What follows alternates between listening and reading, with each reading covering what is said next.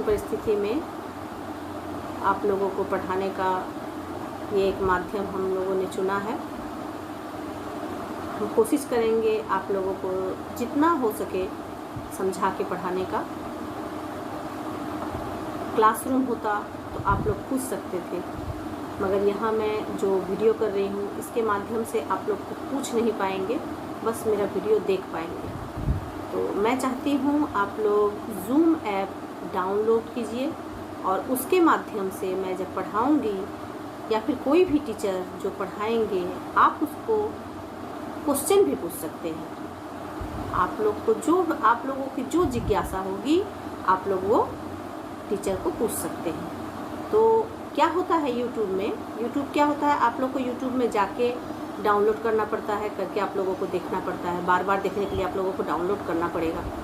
लेकिन अगर आप ज़ूम ऐप डाउनलोड करते हैं तो ज़ूम ऐप के माध्यम से जिस तरह से क्लास में पढ़ाई होती है ठीक उसी प्रकार से हम पढ़ाएंगे आपको और आप सब हमारे साथ होंगे।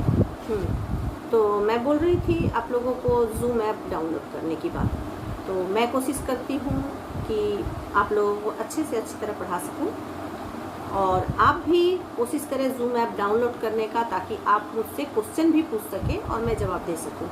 ठीक है, तो आज मैं क्लास 3 के लिए पढ़ा रही हूँ चैप्टर 7 व्याकरण बुक, यानी कि व्यंजन सागर। आप लोगों का जो बुक है व्यंजन सागर, सबसे पहले आप लोग बुक निकालें, मेरा वीडियो पॉज कीजिए और फिर बुक निकालिए। चैप्टर 7 वचन क्लास 3 मैं आज पढ़ा रही हूँ। देखिए बुक में जो लिखा हुआ है इसको हम कुछ चेंज भी करके हम क्वेश्चन का आंसर लिख सकते हैं। ऐसा नहीं है कि जो बुक में रहता है हमको वही लिखना होता है, हमें बस सही सही आंसर लिखना होता है, सही सही उत्तर लिखना होता है।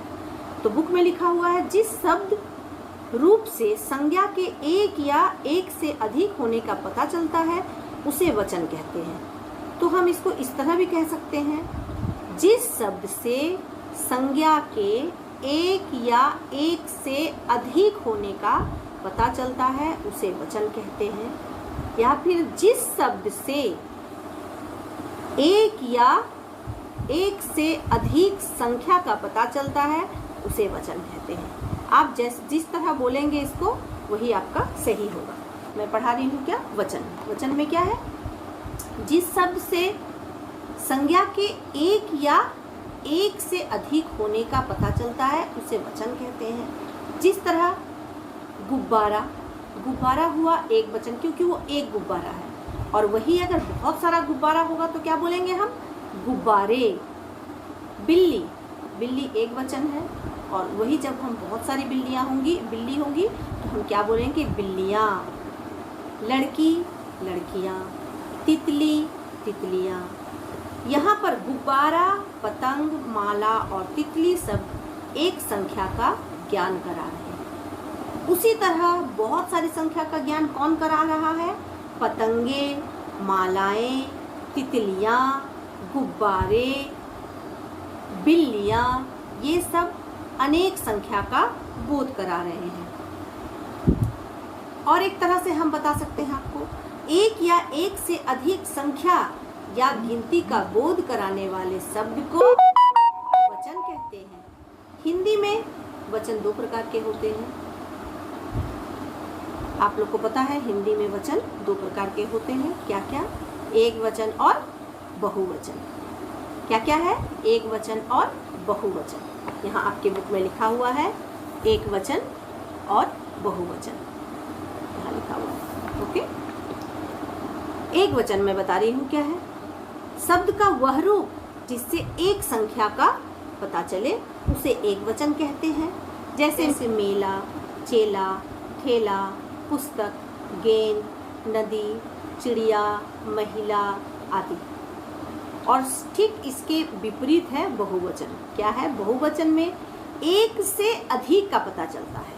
जिस तरह शब्द का वह रूप जो संख्या के एक से अधिक का बोध कराए उसे बहुवचन कहते हैं। जैसे मेले, चेले, ठेले, पुस्तकें, गेंदें, नदियाँ, चिड़ियाँ, महिलाएं। जो वहाँ एक वचन में मेला था वही चीज़ यहाँ क्या बन गया बहुवचन में, मेले। जो वहाँ एक वचन में चेला था, यहाँ बन गया चेले। वहाँ था ठेला, यहाँ बन गया ठेले। एक वचन में था पुस्तक, बहुवचन में आके क्या बन गया? पुस्तकें। इसी तरह से हमारा वचन बदलता है। जिस तरह एक वचन में मैं बताई एक का बोध होता है और बहुवचन में बहुत का बोध होता है। तो देखिए तालिका में दिए गए हैं कुछ, यहाँ पे तालिका है, आप लोग के बुक में होगा तालिका, यहाँ पे तालिका में दिया हुआ है। क्या दिया हुआ है मैं पढ़ रही हूँ। एक वचन में है केला, तो बहुवचन में बन जाएगा केले। बस्ता, बस्ते। आप लोग इसको कॉपी में ज़रूर लिखिएगा, CW कॉपी में इसको, ये जो तालिका में दिया हुआ है यहाँ मैं पढ़ रही हूँ, ये लाइन आप लोग लिखिएगा, उसके नीचे इसको ज़रूर लिखिएगा क्योंकि ये बहुत इंपॉर्टेंट है। तालिका में दिए एक वचन और बहुवचन सब पढ़िए और जानिए। आप लोग इसको नहीं लिखेंगे, नहीं पढ़ेंगे तो आप लोगों को समझ में नहीं आएगा कि कौन सा एक वचन शब्द किस तरह बहुवचन में उसका उच्चारण अलग होता है। ठीक है, तो ये हो गया एक वचन और बहुवचन। देखिए एक चीज़ मैं यहाँ आप लोगों को बता रही हूँ, कुछ शब्द ऐसे होते हैं जिसके अंत में, एक शब्द के अंत में बड़ी ई की मात्रा होती है। तो जब हम उसी शब्द को बहुवचन बनाएंगे तो वो जो बड़ी ई की मात्रा है वो छोटी ई की मात्रा में बदल जाएगा। क्यों बदल जाएगा? ये उच्चारण के अनुसार बदल जाएगा। जिस तरह हम बता रहे हैं आपको, मिठाई, मिठाई में क्या होता है? बड़ी ई की मात्रा होता है। देखिए अंत में होता है बड़ी ई, मात्रा नहीं बड़ी ई होता है, मिठाई। तो यही ई जब बहुवचन बनता है तो क्या हो जाता है? मिठाइयाँ। क्यों मिठाइयाँ बन गया? वो छोटी ई क्यों बन गया? क्योंकि बड़ी ई की मात्रा का उच्चारण अधिक देर तक थोड़ा खींच के बोलते हैं हम लोग, मिठाई।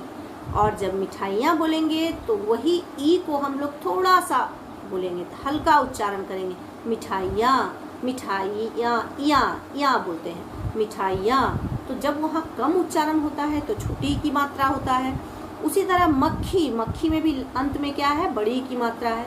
तो जब हम उसको बहुवचन बनाएंगे तो मक्खियाँ, देखिए उच्चारण छोटा हो रहा है, इसीलिए अब हमारा मात्रा भी छोटा हो जाएगा, छोटी लग जाएगा। बिल्ली, बिल्लियाँ, इसमें भी बड़ी की मात्रा अंत में था एक वचन में, वही जब बहुवचन बन गया तो उसका मात्रा छोटी बन गया। कहानी, इसी का मात्रा फिर चेंज हो गया। क्या हो गया? एक वचन में था कहानी, बड़ी की मात्रा, तो बहुवचन में जाके बन गया क्या? कहानियाँ। थोड़ा सा उच्चारण होता है। तो हम देखेंगे इस तरह से। लड़की, जिस तरह से लड़की है, लड़की जब बहुवचन बनेगी तो फिर वो क्या हो जाएगा? लड़कियाँ। चूहिया, चूहिया में च में छोटी ऊ की मात्रा, ह में छोटी ई की मात्रा और य में आ की मात्रा, चूहिया। वही चीज़ बहुवचन में भी सेम है, च में छोटी ऊ की मात्रा, ह में छोटी ई की मात्रा और य में आ की मात्रा। लेकिन यहाँ पे क्या आ गया? चंद्र बिंदु। बड़ी की मात्रा में हम थोड़ा नाक से उच्चारण करेंगे, कैसे? चूहिया। एक वचन में क्या बोलेंगे? चूहिया। और वही जब बहुवचन में बोलेंगे तो बोलेंगे क्या? चूहिया। चिड़िया, एक वचन, वही जब बहुवचन बन जाएगा तो चिड़िया। इतना तो आप लोग समझ गए कि कैसे बड़ी की मात्रा छोटी मात्रा बन जाती है। अब सुनिए ध्यान से, वचन बदलते समय कई बार शब्दों का रूप बदल जाता है। क्या होता? वचन बदल जाता है लेकिन हम लोग को समझ में नहीं आता है कि यहाँ पे वचन बदला है। ठीक है, जैसे क्या हुआ देखिए, एक वचन में आ जाता है क्या? फूल खिल गया। एक वचन में आता है फूल खिल गया, और वही जब बहुवचन में आ जाएगा तो फूल खिल गए। क्या होगा बहुवचन में? फूल खिल गए।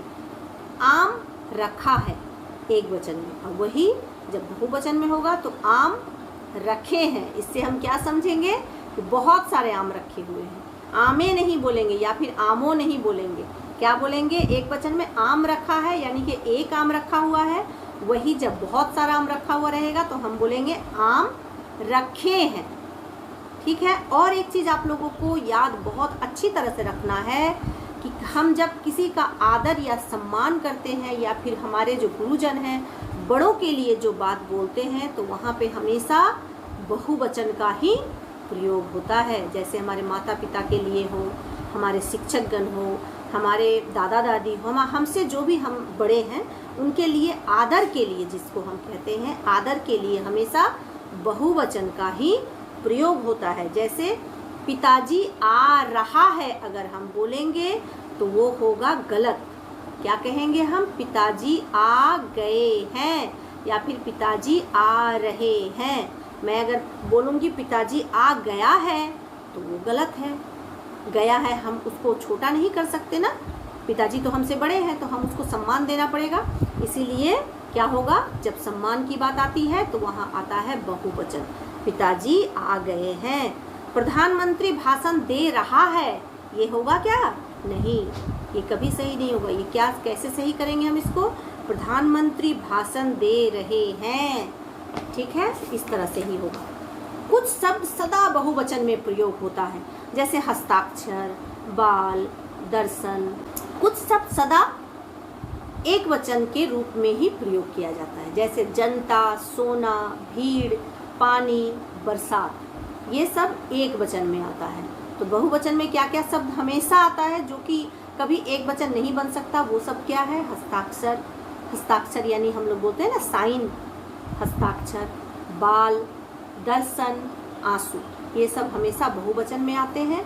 और कुछ शब्द ऐसे हैं जो हमेशा एक वचन में ही आते हैं, जैसे जनता, सोना, भीड़, पानी, बरसात। बरसात, हमारी बरसात होती है ना, तो हम उसको कह सकते हैं, ठीक है। तो ये हमारा एक चैप्टर पढ़ाई हुआ, चैप्टर 7 क्लास 3 के लिए। अब मैं नेक्स्ट डे आप लोगों को दूसरा चैप्टर पढ़ाऊँगी। Thank you. आप लोग इसका एक्सरसाइज ज़रूर कर लीजिएगा, क्योंकि मैंने एक्सरसाइज करके ऑलरेडी आप लोगों को भेज चुका है, ठीक है। थैंक यू बच्चों, थैंक यू स्टूडेंट, बाय।